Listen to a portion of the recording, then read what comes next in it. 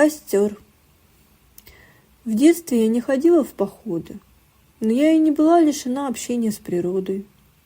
Летом я жила на даче, в потрясающем месте, на Кавказских высотах. Ездила на велопрогулки с соседями и их детьми, купалась, строила базы на болотах, варила зелья, а некоторые даже пробовала.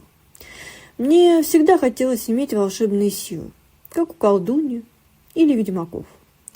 Но зелья были сварены некомпетентными зельеварами и предполагаемых эффектов не имели.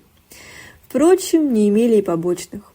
Природа снисходительно смеялась над своими детьми и клала в их руки только безопасные травы и корешки.